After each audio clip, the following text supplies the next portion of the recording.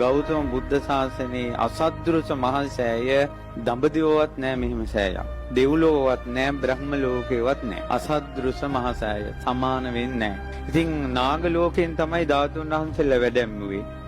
ඒ ද්‍රෝණයක් ධාතුන් වහන්සේලා. ද්‍රෝණයක් කියලා කියන්නේ බුදුරජාණන් වහන්සේගේ සම්බුදු සිරුරේ සම්පූර්ණයෙන්ම තිබ්බේ ද්‍රෝණ 8යි. 8න්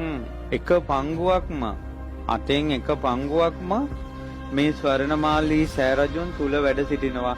තුන් ලෝකේ කිසිම ස්තූපයක තරම් ධාතුන් වහන්සේලා වැඩ සිටින්නේ නැහැ. ඒ නිසා මේ උතුම් ස්වර්ණමාලී මහා සෑරජුන් ඊතරම් ආනුභාවයි. ඒ වගේ භූමියක තමයි අද ඔබ මේ පින්කම් කරන්නේ. එදා ලංකාවේ වී වේලා ගන්නවත් ඉරව්ව වැටුන්නේ නැහැ කියනවා. අහසේ කසාවතක් ඇතුරුවා වගේ කියනවා රුවන්වැලි සෑයට සංඝයා වැඩපු දවස. 96 කෝටියක් පිරිත් කියද්දින් තමයි ධාතු තැන්පත් උනේ.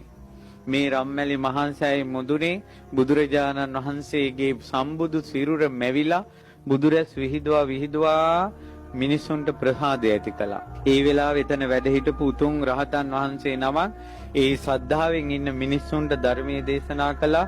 30000